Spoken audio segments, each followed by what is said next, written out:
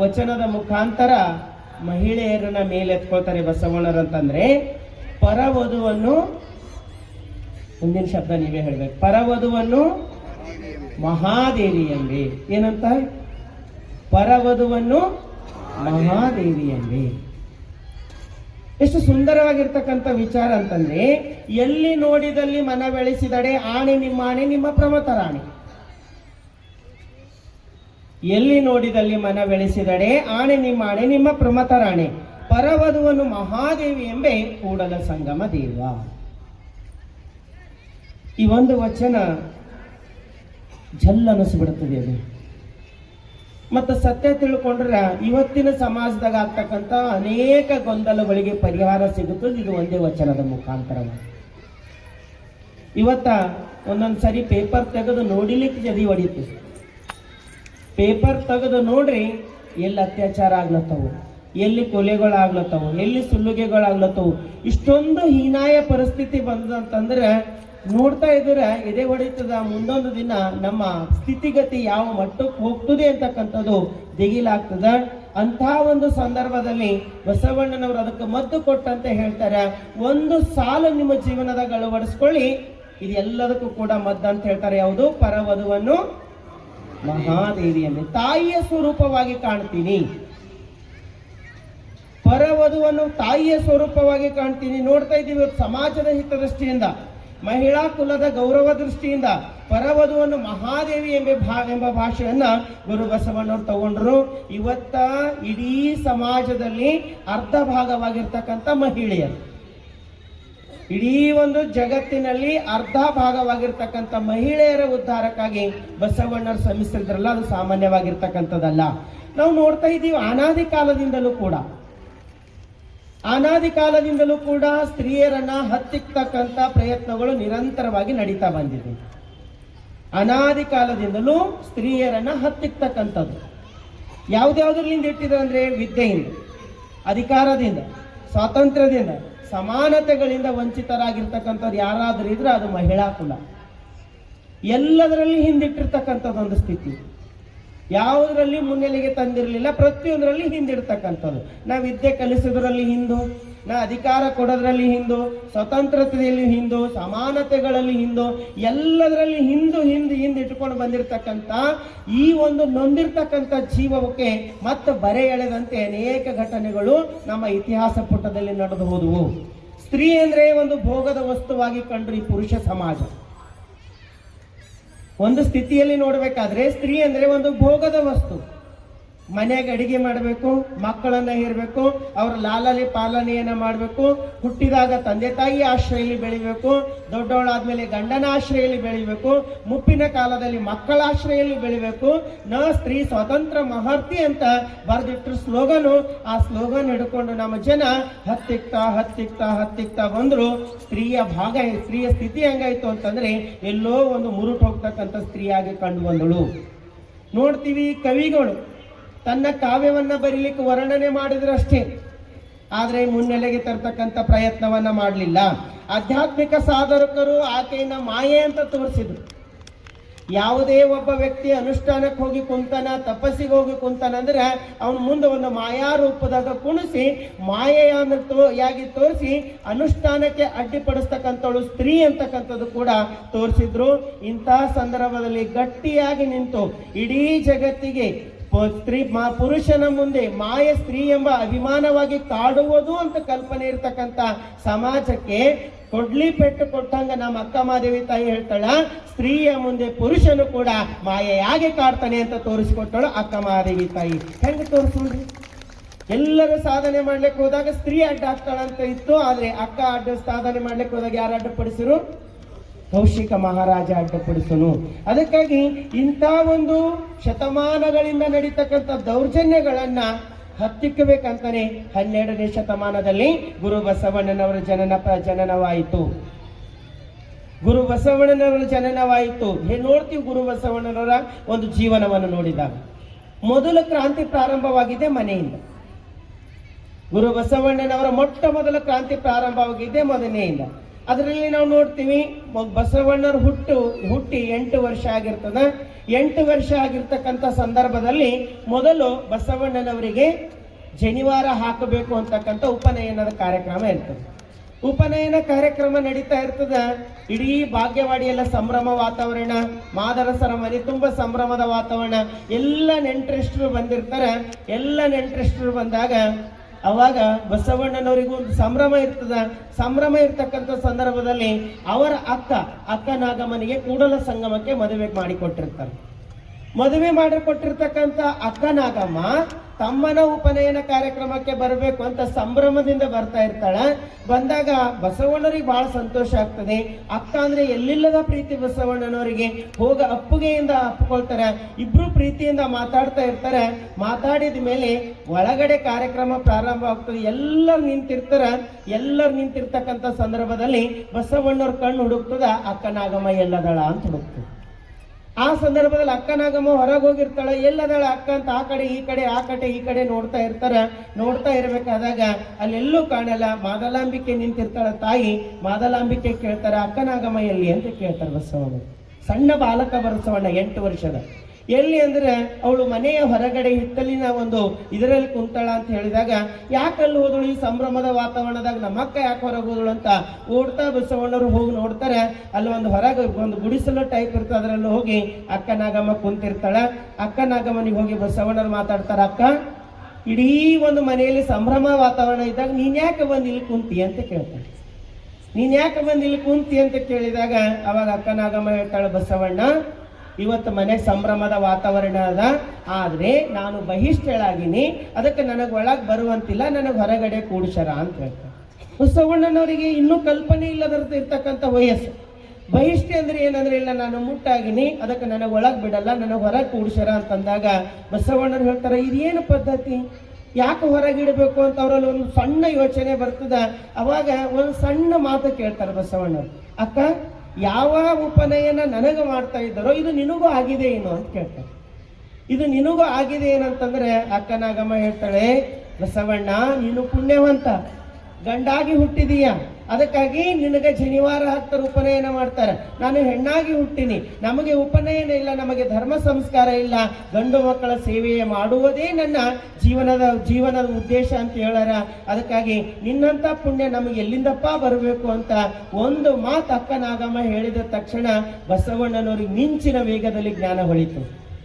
ಒಳಗಡೆ ಬರ್ತಾರೆ. ಒಳಗಡೆ ಬಂದಾಗ ಇಡೀ ಪಂಡಿತ ಪುರೋಹಿತರೆಲ್ಲ ಎದುರುಗಡೆ ನಿಂತಿರ್ತಾರೆ. ಬಸವಣ್ಣನವರು ಬಂದು ಮಾದರಸರಿಗೆ ಕೇಳ್ತಾರೆ, ಅಪ್ಪ ಈ ಒಂದು ಧರ್ಮ ಸಂಸ್ಕಾರ ನನಗೂ ಕೊಡ್ತಾ ಇದೆಯಲ್ಲ, ನನ್ನಕ್ಕಿಂತ ಹಿರಿಯಳಾಗಿರ್ತಕ್ಕಂಥ ಅಕ್ಕನಾಗಮ್ಮನಿಗೆ ಕೊಟ್ಟಿರೇನು ಅಂತ ಕೇಳ್ತಾರೆ.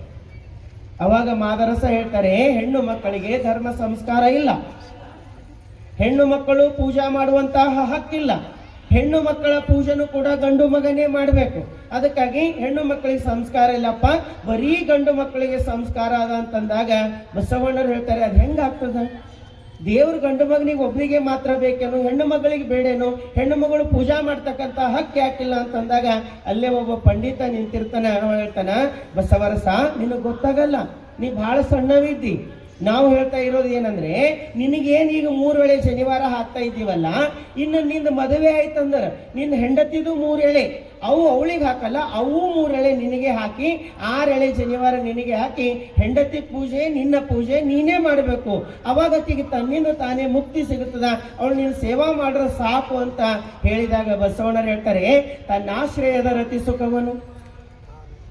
ಸಣ್ಣ ಬಸವಣ್ಣನವ್ರು ಎಂತ ಉತ್ತರ ಕೊಡ್ತಾರೆ ಅಂದ್ರೆ, ತನ್ನಾಶ್ರಯದ ರತಿ ಸುಖವನು, ತಾನುಂಬ ಊಟವನು ಬೇರೆ ಮತ್ತೊಬ್ಬರ ಕೈಯಲ್ಲಿ ಮಾಡಿಸಬಹುದೇ, ತನ್ನ ಲಿಂಗಕ್ಕೆ ಮಾಡುವ ನಿತ್ಯ ನಿಯಮವ ತಾ ಮಾಡಬೇಕಲ್ಲದೆ ಬೇರೆ ಮತ್ತೊಬ್ಬರ ಕೈಯಲ್ಲಿ ಮಾಡಿಸಬಹುದೇ, ಕೆಮ್ಮನಕ್ಕೆ ಉಪಚಾರಕ್ಕೆ ಮಾಡುವರಲ್ಲದೆ ನಿಮ್ಮ ನೆತ್ತವಲ್ಲರೂ ಕೂಡಲ ಸಂಗಮ ದೇವ. ಎಷ್ಟು ಚಂದದ ವಚನ, ಅರ್ಥ ಆಯ್ತಾ? ತನ್ನಾಶ್ರಯದ ರತಿ ಸುಖವನು, ತಾನು ಭೋಗಿಸುವ ಭೋಗವನು, ತಾನುಂಬ ಊಟವನ್ನು ಬೇರೆ ಮತ್ತೊಬ್ಬರ ಕೈಯಲ್ಲಿ ಮಾಡಿಸಬಹುದೇ. ಈಗ ನನಗೆ ಹಸಿವೆ ಆಗ್ಯದಿರಿ ಬಹಳ, ನೀವು ಊಟ ಮಾಡಬರ್ರಿ ಅಂತ ಕಳಿಸ್ಬೋದೇನು? ಅಂಗಡಿದಾಗ ಯಜಮಾನ ಕುಂತಿರ್ತಾರ, ಮನ್ಯಾಗ ಸತಿ ಕುಂತಿರ್ತಾಳ, ಅಡಿಗೆ ಮಾಡಿರ್ತಾಳ, ಅಂಗಡಿಗೆ ಫೋನ್ ಮಾಡಿ ಹೇಳ್ತಾಳ ಅಡಿಗೆ ರೆಡಿ ಆಗ್ಯದ ಬರ್ರಿ ಅಂದ್ರೆ, ಇಲ್ಲ ನನಗೆ ಭಾಳ ಕೆಲಸ ಅದ, ನನ್ನ ಬದಲಾಗಿ ನೀನೇ ಉಂಡು ಕೂಡು ಅಂತಿನ ಅಂದರೇನು ಯಾರ?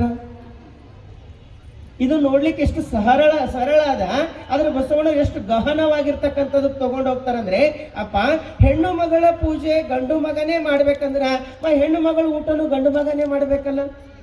ಹೆಣ್ಣು ಮಗಳಿಗೆ ಯಾಕೆ ಊಟ ಕೊಡಬೇಕು? ಅವಳು ಊಟ, ಹೆಣ್ಣು ಮಗಳು ಊಟನು ಅವನೇ ಮಾಡ್ಬೇಕಲ್ಲ. ಅಂದ್ರೆ ಹಂಗ್ಯಾಂಗ ಆಗ್ತದ ಬಸವಣ್ಣ? ಯಾರ ಹೊಟ್ಟಿಗೆ ಅವರೇ ಊಟ ಮಾಡ್ಬೇಕು. ಒಬ್ಬರ ಹೊಟ್ಟಿಗೆ ಒಬ್ಬರು ಹೆಂಗ್ ಊಟ ಮಾಡ್ಲಾಕ ಬರ್ತದ ಅಂತಂದ್ರೆ ಬಸವಣ್ಣ ಕೇಳ್ತಾರ, ಹೌದಪ್ಪ, ಯಾರ ಹೊಟ್ಟಿಗೆ ಮತ್ತೊಬ್ರು ಹೆಂಗ್ ಊಟ ಮಾಡ್ಲಿಕ್ಕೆ ಬರಲ್ಲೋ ಹಂಗ ಯಾರ ದೇವ್ರ ಪೂಜಾ ಮತ್ತೊಬ್ರು ಮಾಡ್ಲಿಕ್ಕೆ ಬರಲ್ಲ. ಅವ್ರವ್ರ ದೇವ್ರ ಪೂಜಾ ಅವರೇ ಮಾಡ್ಬೇಕಾಗ್ತದ. ಅದಕ್ಕೆ ಮೊದಲು ಅಕ್ಕನಾಗಮ್ಮನಿಗೆ ದೀಕ್ಷಾ ಕೊಡ್ರಿ, ಸಂಸ್ಕಾರ ಉಪನಯನ ಹಾಕ್ರಿ, ಆಮೇಲೆ ಮುಂದೆ ನನಗೆ ಬರಸ್ರಿ ಅಂದಾಗ ಅಲ್ಲಿರ್ತಕ್ಕಂಥ ಪಂಡಿತರಿಗೆಲ್ಲ ಸಿಟ್ಟು ಬರ್ತದೆ. ಅವ್ರು ಹೇಳ್ತಾರೆ, ಬಸವಣ್ಣ ಇದು ಧರ್ಮಶಾಸ್ತ್ರದ ವಿರುದ್ಧವಾಗ್ತದ. ಇಲ್ಲಿಯವರೆಗೆ ಯಾವ ಹೆಣ್ಣು ಮಗಳಿಗೂ ಕೂಡ ನಮ್ಮ ಧರ್ಮದಲ್ಲಿ ದೀಕ್ಷೆ ಕೊಟ್ಟಿಲ್ಲ. ಇದೇನು ಹೊಸ ಪದ್ಧತಿ, ಹಿಂಗಾಗದು ಅಂತಂದಾಗ ಮಾದರಸರಿಗೆ ಕೋಪ ಬರ್ತದ. ಮಾದರಸರಂತಾರೆ, ಬಸವಣ್ಣ ಎಲ್ಲ ಪಂಡಿತರು ಹೇಳ್ತಾ ಇದ್ದಾರೆ, ಇಲ್ಲಿರ್ತಕ್ಕಂಥ ನೆರೆದ ಜನರೆಲ್ಲ ಹೇಳ್ತಾ ಇದ್ದಾರೆ, ಇವರೆಲ್ಲ ಮಾತು ಕೇಳು, ವಾದ ಮಾಡಬೇಡ, ಮೊದಲು ಧರ್ಮ ಸ್ವೀಕಾರ ಮಾಡ್ಕೊ, ನೀನು ಮೊದಲು ಶನಿವಾರ ಹಾಕು ಅಂತಂದಾಗ ಬಸವಣ್ಣರು ಹೇಳ್ತಾರಪ್ಪ, ನನ್ನ ಅಂತರಾತ್ಮ ಒಪ್ಪದೆ ಇರ್ತಕ್ಕಂಥ ಕಾರ್ಯನ ಮಾಡಲಾರೆ. ನನ್ನ ಅಂತರಾತ್ಮ ಒಪ್ಪದೆ ಇರ್ತಕ್ಕಂಥ ಕಾರ್ಯನ ಮಾಡಲ್ಲ. ಯಾವ ಧರ್ಮದಲ್ಲಿ ಹೆಣ್ಣಿಗೆ ಸಮನಾಗಿರ್ತಕ್ಕಂಥ ಹಕ್ಕಿಲ್ಲವೋ ಆ ಧರ್ಮನೇ ನನಗೆ ಬೇಡ ಅಂತ ಬಸವಣ್ಣರಂದಾಗ ಮಾದರಸನಿಗೆ ಸಿಟ್ಟು ಬರ್ತದ. ಮಾದರಸರಂತಾರೆ, ಧರ್ಮಶಾಸ್ತ್ರವನ್ನ ಧಿಕ್ಕರಿಸಿದ ನೀನು ನನ್ನ ಮಗನೇ ಅಲ್ಲ, ನಿನಗೆ ಮನೆಯಾಗ ಇರ್ಲಕ್ಕೆ ಜಾಗ ಇಲ್ಲ ಅಂತಂದಾಗ ಬಸವಣ್ಣರು ಹೇಳ್ತಾರೆ, ಜಗತ್ತಿಗೆ ಒಬ್ಬನೇ ಅದನ ಪರಮಾತ್ಮ, ಅವ ಒಬ್ಬನೇ ಪರಮಾತ್ಮ ಅದನ, ಅವನಲ್ಲೇ ಭೇದ ಇಲ್ಲ ಅಂದಾಗ ನಾವ್ ಯಾಕೆ ಭೇದ ಮಾಡ್ಬೇಕು? ಯಾವಾಗ ಹೆಣ್ಣು ಮಗಳಿಗೆ ನಮ್ಮ ಧರ್ಮದಲ್ಲಿ ಧರ್ಮ ದೀಕ್ಷೆ ಇಲ್ಲ ಅಂತಂದ್ರ ಆ ಧರ್ಮ ಸಂಸ್ಕಾರ ಬೇಡ, ಆ ಮನೆನೇ ಬೇಡ ಅಂತ ಬಸವಣ್ಣವ್ರು ಸಿಟ್ಟಿನಿಂದ ಹೊರಗೆ ಬರ್ತಾ ಇರ್ತಾರ. ಹೊರಗೆ ಬರ್ಬೇಕಾದಾಗ ಅಲ್ಲೇ ಇರ್ತಕ್ಕಂಥ ಮಾದಲಾಂಬಿಕೆಗೆ ದಿಗಿಲಾಗ್ತದ. ಒಂದು ಕಡೆ ಪತಿ ಮಾತು ಸತ್ಯ ಅನಿಸ್ತಿರ್ತದ ಧರ್ಮಶಾಸ್ತ್ರದ ಪ್ರಕಾರ ನೋಡಿದಾಗ, ಇನ್ನೊಂದು ಕಡೆ ಮಗನ ಮಾತು ಸತ್ಯ ಅನಿಸ್ತದ. ಎಲ್ಲರಿಗೂ ಸ್ವತಂತ್ರ ಕೊಡಬೇಕು ಅಂತ ನನ್ನ ಮಗ ಮಾತಾಡ್ಲತ್ತಾನ ಅನಿಸ್ತದ. ಇವರಿಬ್ಬರ ಮಧ್ಯೆ ಯಾರಿಗೆ ಹೇಳೋರು ಕೇಳೋ ಪರಿಸ್ಥಿತಿ ಇಲ್ಲ. ಕೊನೆಗೆ ಓಡ್ಕೋತ ಮಾದಲಾಂಬಿಕೆಯಲ್ಲಿ ಅಕ್ಕನಾಗಮ್ಮನ ಹತ್ರ ಹೋಗ್ತಾಳೆ. ಅಕ್ಕನಾಗಮ್ಮ, ಒಳಗಡೆ ಜಗಳ ಪ್ರಾರಂಭ ಆಗ್ಯದ, ನಿಮ್ಮಪ್ಪ ಧರ್ಮಶಾಸ್ತ್ರ ಬಿಡಲ್ಲ, ನಿನ್ನ ತಮ್ಮ ಹಠ ಬಿಡಲ್ಲ, ನಿನ್ನ ತಮ್ಮನಿಗೆ ಬುದ್ಧಿವಾದ ಹೇಳು, ಮನೆ ಬಿಟ್ಟು ಹೋಗ್ಲಿಕ್ಕೆ ಮುಂದಾಗೇನ, ಅವನಿಗೊಂದು 2 ಮಾತು ಹೇಳಿ ಅವನಿಗೆ ವಾಪಸ್ ಕರಿ, ಧರ್ಮ ಸಂಸ್ಕಾರ ತಗೊಳ್ಲಿಕ್ಕೆ ಹೇಳು ಅಂತಂದಾಗ ಅಕ್ಕನಾಗಮ್ಮ ಹೇಳ್ತಾಳಮ್ಮ, ಕಾಗೆಯ ಗೂಡಿನಲ್ಲಿ ಬೆಳೆದ ಕೋಗಿಲೆ ಕಾಕ ಎಂದು ಕೂಗುವುದೇ? ಕೋಗಿಲೆಗೆ ಕಾವು ಕೊಟ್ಟು ಕಾಗೆನೆ ಮರಿ ಮಾಡ್ಬೋದು, ಆದ್ರೆ ಕೋಗಿಲೆ ಬೆಳೀತಾ ಅದು ಕುಹು ಅಂತ ಕೂಗ್ತದೆ ವಿನಃ ಕಾಕ ಅಂತ ಕೂಗಲ್ಲ. ಬಸವಣ್ಣ ನಮ್ಮೆಲ್ಲರ ಮನೆಯಲ್ಲಿ, ನಮ್ಮ ಮನೆಯಲ್ಲಿ ಹುಟ್ಟಿರಬಹುದು, ನನಗೆ ತಮ್ಮನಾಗಿ ನಿನಗೆ ಮಗನಾಗಿ ಹುಟ್ಟಿರಬಹುದು, ಆದರೆ ಬಸವಣ್ಣನ ವಿಚಾರ ನಮ್ಮಂತೆ ಇಲ್ಲ ಅಮ್ಮ. ಶತಮಾನಗಳಿಂದ ದುಃಖಕ್ಕೆ ಒಳಗಾಗಿರ್ತಕ್ಕಂಥ ಮಹಿಳಾ ಕುಲವನ್ನ ಮೇಲೆತ್ತಲು ಬಸವಣ್ಣ ನಡೆದನ, ಅವನಿಗೆ ಹೋಗ್ಲಿಕ್ಕೆ ಬಿಡುವಂತ ಹೊರ ತಳಿದರು ಅಕ್ಕನಾಗಮ್ಮ. ಅಲ್ಲಿಂದಲೇ ಕೈ ಮುಗಿತಾಳ, ಬಸವಣ್ಣ ನಿನ್ನಿಂದ ಮಹಿಳಾ ಕುಲ ಮೇಲೇರಲಿ, ನಿನ್ನಿಂದ ಮಹಿಳಾ ಕುಲ ಮೇಲೇರಲಿ ಅಂತ ಯಾವಾಗ ಅಕ್ಕನಾಗಮ್ಮನ ಬಾಯಿಂದ ಮಾತು ಬರ್ತದೋ ಬಸವಣ್ಣರು ಕಾಡು ಮೇಡನ ಅಲಿತ ಕೊನೆಗೆ ಕೂಡಲ ಸಂಗಮಕ್ಕೆ ಬರ್ತಾರ. ಅಲ್ಲಿ ಅನೇಕ ವರ್ಷ ಸಂಶೋಧನೆ ಮಾಡ್ತಾರ. ಮೊಟ್ಟ ಮೊದಲ ಬಾರಿಗೆ ಬಸವಣ್ಣನವರು ಇಷ್ಟಲಿಂಗವನ್ನ ಸಂಶೋಧಿಸಿದಾಗ ದೇವನ ಸರ್ವವ್ಯಾಪಕತ್ವವಾಗಿರ್ತಕ್ಕಂಥ ಸ್ವರೂಪವಾಗಿರ್ತಕ್ಕಂಥ ಇಷ್ಟಲಿಂಗ ಕೈಗೆ ಬಂದಾಗ ಮೊದಲು ನೆನಪು ಯಾರಾಗ್ತಾರ ಬಸವಣ್ಣರಿಗೆ ಅಂತಂದ್ರೆ, ಯಾವ ಸಮಾಜದಲ್ಲಿ ಹೆಣ್ಣಿಗೆ ಶೋಷಣೆಗೊಳಪಟ್ಟು ಧರ್ಮ ಸಂಸ್ಕಾರ ಕೊಡ್ಲಿಲ್ಲವೋ ಅದೇ ಹೆಣ್ಣು ಮಗಳನ್ನ ಮೊಟ್ಟ ಮೊದಲು ದೀಕ್ಷಾ ಕೊಡ್ಬೇಕಂತ ತಾನು ಕಂಡಿರ್ತಕ್ಕಂಥ ಲಿಂಗವನ್ನ ಮೊದಲ ಬಾರಿಗೆ ಯಾರಿಗೆ ಕಟ್ಟಿದ್ರಂದ್ರ ಅದು ಅಕ್ಕನಾಗಮ್ಮನಿಗೆ ಕಟ್ಟಿರೋ ಅಂತಕ್ಕಂಥದ್ದು ನಾವು ನೆನಪಿಟ್ಟುಕೋಬೇಕು. ಹೆಣ್ಣು ಮಕ್ಕಳಿಗಾಗಿ ಮಿಡಿದಿರ್ತಕ್ಕಂಥ ಹೃದಯ ಗುರು ಬಸವಣ್ಣ. ಅದಕ್ಕೆ ಮಾತೃ ಹೃದಯ ಅಂತ ಕರಿತೇವೆ ಬಸವಣ್ಣರಿಗೆ. ಮಾತೃ ಹೃದಯ ಬಸವಣ್ಣ ಎಲ್ಲರಿಗಾಗಿ ಮಿಡಿದಿರ್ತಕ್ಕಂಥ ಹೃದಯ. ಅದಕ್ಕೆ ಹೇಳ್ತಾರೆ, ಜನಿತಕ್ಕೆ ತಾಯಿಯಾಗಿ ಹೆತ್ತಳು ಮಾಯೆ, ಮೋಹಕ್ಕೆ ಮಗಳಾಗಿ ಹುಟ್ಟಿದಳು ಮಾಯೆ, ಕೂಟಕ್ಕೆ ಸ್ತ್ರೀಯಾಗಿ ಕೂಡಿದಳು ಮಾಯೆ, ಇದಾವ ಪರಿಯಲ್ಲಿ ಕಾಡಿತ್ತು ಮಾಯೆ, ಈ ಮಾಯೆಯ ಕಳವಡೆ ಎನ್ನಳವಲ್ಲ, ನೀವೇ ಬಲ್ಲಿರಿ ಕೂಡಲ ಸಂಗಮ ದೇವ. ಎಂತ ಮಾತಿದು ಕೇಳ್ತಾರೆ. ಈ ಒಂದು ವರ್ಗಕ್ಕೆ, ಈ ಸಮಾಜಕ್ಕೆ ಪ್ರಶ್ನೆ ಬಸವಣ್ಣರು. ಹೆಣ್ಣು ಮಾಯೆ ಅಂತ ಕರೀತಾರ, ನಮಗೆ ಹೆತ್ತಿರ್ತಕ್ಕಂಥ ತಾಯಿ ಯಾರು? ಹೆಣ್ಣು ಮಗಳು. ನಮಗ್ ಮುಂದೆ ಹುಟ್ಟಿರ್ತಕ್ಕಂಥ ಮಗಳು ಯಾರು? ಅದೇ ಹೆಣ್ಣು ಮಗಳು. ಜೀವನ ಪರ್ಯಂತರ ನಮ್ಮ ಕೈ ಹಿಡಿದು ನಡೆಸ್ಕೊಂಡು ಸತಿಯಾಗಿ ಬರ್ತಾಳಲ್ಲ, ಅವಳು ಯಾರು? ಅವಳು ಹೆಣ್ಣು. ತಾಯಿ ಹೆಣ್ಣು, ಮಗಳು ಹೆಣ್ಣು, ಸತಿ ಹೆಣ್ಣು, ಇವರೆಲ್ಲ ಮಾಯೆಗಳ ಮಧ್ಯೆ ನಾನು ಹೆಂಗೆ ಒಳ್ಳೆವಾಗ್ತೀನಿ? ನಾನೇಂಗ ಶ್ರೇಷ್ಠನಾಗ್ತೀನಿ, ಇವರಿಗೆ ದೂರ ಇಟ್ಟು ನಾನೇನು ಸಾಧನೆ ಮಾಡ್ಲಕ್ಕಾಗ್ತದ ಅಂತ ತಿಳ್ಕೊಂಡು ಬಸವಣ್ಣರು ಸಮಾಜಕ್ಕೆ ಪ್ರಶ್ನೆ ಮಾಡಲ್ಲ, ದೇವರಿಗೆ ಪ್ರಶ್ನೆ ಮಾಡ್ತಾರೆ. ದೇವ ತಾಯಿ ಹೆಣ್ ಮಾಯೆ ಅಂತಿ, ಮಗಳು ಮಾಯೆ ಅಂತಿ, ಹೆಂಡತಿ ಮಾಯೆ ಅಂತಿ, ಇವರನ್ನೆಲ್ಲ ದೂರಿಟ್ಟು ಜಗತ್ತಿನಾಗ ಏನು ಸಾಧನೆ ಮಾಡ್ಲಕ್ಕಾಗಲ್ಲ. ಒಂದು ವೇಳೆ ಇವ್ರಿಗೆ ಮಾಯೆ ಅಂತಿ ಅಂದ್ರ ಇದು ನನಗೆ ಗೊತ್ತಾಗಲ್ಲ, ಇದ್ರ ಉತ್ತರ ನೀನೇ ಹೇಳು ಅಂತ ಪ್ರಶ್ನೆ ಮಾಡ್ತಾರೆ. ಯಾರಿಗೆ? ದೇವರಿಗೆ. ಇದು ನನಗೆ ತಿಳಿತಾ ಇಲ್ಲ, ಇದ್ರ ಉತ್ತರ ನಿನ್ನಿಂದನೇ ಬರ್ಬೇಕು. ಯಾಕಂದ್ರೆ ತಾಯಿ ಮಗಳು ಹೆಂಡತಿ ಎಲ್ಲರೂ ನಮಗ ಮಾಯ ಆದ್ರ ಇನ್ನು ದೇವರಂತ ನಾವು ಸಾಧನೆ ಹೆಂಗ್ ಮಾಡ್ಲಿಕ್ಕಾಗ್ತದ? ಅವರೆಲ್ಲರೂ ನಮಗ ಪೂರಕ ಅಂತಕ್ಕಂಥ ಭಾವನೆಯಿಂದ ನೋಡ್ತಾರಲ್ಲ, ಅದಕ್ಕಾಗಿ ಇದು ಜೀವನದಾಗ ಬಹಳ ದೊಡ್ಡದಕ್ಕೆ ನಮ್ಮ ಮುಕ್ತಾಯಕ್ಕೆ ಬರೀತಾಳೆ. ಇವತ್ತಿನಿಂದ ಒಂದು ವ್ರತ ಮಾಡ್ಬೇಕಂತ. ಏನು ವ್ರತ ಮಾಡ್ಬೇಕು? ಎಲ್ಲರೂ ಒಂದು ವ್ರತ ಮಾಡ್ಬೇಕು. ಬಹಳ ಚಂದ ಮುಕ್ತಾಯಕ ಹೇಳ, ಅರ್ಚನೆ ಪೂಜನೆ ನೇಮವಲ್ಲ, ಧೂಪ ದೀಪಾರತಿ ನೇಮವಲ್ಲ, ಮಂತ್ರ ತಂತ್ರ ನೇಮವಲ್ಲ, ಪರಧನ ಪರಸ್ತ್ರೀ ಪರದೈವಂಗೆಳಗದಿಪ್ಪುದೇ ನೇಮ, ಶಂಭು ಜಕ್ಕೇಶ್ವರಲ್ಲಿ ಇವು ನಿತ್ಯ ನೇಮ ಕಾಣಿರಣ್ಣ. ವ್ರತ ಹೇಳ್ತಾಳ ಮುಕ್ತಾಯಕ. ಇದು ಒಂದು ವ್ರತ ಮಾಡ್ರ ಬಹಳ ಚಂದ ಅಂತ. ಯಾವ್ದಂತಂದ್ರೆ ಅರ್ಚನೆ ಪೂಜನೆ ನೇಮವಲ್ಲ. ನೇಮ ಯಾವ್ದದ? ಅರ್ಚನೆ ಮಾಡ್ತೇವೆ, ಪೂಜೆ ಮಾಡ್ತೇವೆ, ಅದು ಮಾಡ್ತೇವೆ, ಅದು ನೇಮ ಅಂತ ತಿಳ್ಕೊಂಡಿದ್ದೇವೆ. ಅದ್ರ ಮುಕ್ತಾಯಕ ಅಂತಾಳ ಇದು ನೇಮ ಅಲ್ಲ. ಯಾಕೆ ನಿಯಮ ಅಲ್ಲ? ಇದು ಎಲ್ಲ ಮಾಡಿ ಮನಸ್ಸು ಶುದ್ಧ ಆಗ್ಲಿಲ್ಲ ಅಂದ್ರೆ ಅದಕ್ಕೆ ಬಂತು. ಪೂಜೆ ಮಾಡ್ರಿ, ಅರ್ಚನೆ ಮಾಡಿ, ಪ್ರಾರ್ಥನೆ ಮಾಡಿ, ಏನೆಲ್ಲ ಮಾಡಿ, ಆದ್ರೆ ಮನಃಶುದ್ಧಿ ಆಗ್ಲಿಲ್ಲ ಅಂತಂದ್ರೆ ಉಪಯೋಗ ಇಲ್ಲ. ಮಂತ್ರ ತಂತ್ರ ನೇಮವಲ್ಲ, ಮಂತ್ರ ತಂತ್ರಗಳು ನೇಮವಲ್ಲ, ಧೂಪ ದೀಪಾರತಿ ನೇಮವಲ್ಲ, ಧೂಪ ದೀಪಾರತಿ ಇವು ನೇಮವಲ್ಲ. ನಿಜವಾದ ನೇಮ ಯಾವುದಂದ್ರೆ ಪರಧನ ಪರಸ್ತ್ರೀ ಪರದೈವಂಗೆರಗದಿಪ್ಪುದೇ ನಿತ್ಯ ನೇಮ. ಪರಧನ ಇನ್ನೊಬ್ಬರು ಸಂಪತ್ತು, ಪರಸ್ತ್ರೀ ಮತ್ತೊಬ್ಬರು ಸ್ತ್ರೀ, ಮತ್ತು ಪರದೈವ ಮತ್ತೊಂದು ದೈವ ಕೆರಗದಿಪ್ಪುದೇ ನೇಮ ಅಂತ ಹೇಳ್ತಾರೆ. ಹೆಂಗಾಗ್ತದ್ರಿ ಇದರಿಂದ? ಇನ್ನೊಂದ್ರ ಬಗ್ಗೆ ಆಸೆ ಪಡಬಾರ್ದಂತ. ಸ್ವಾಮಿ ವಿವೇಕಾನಂದರ ಜೀವನದಾಗ ಒಂದು ಘಟನೆ ಬರ್ತದೆ.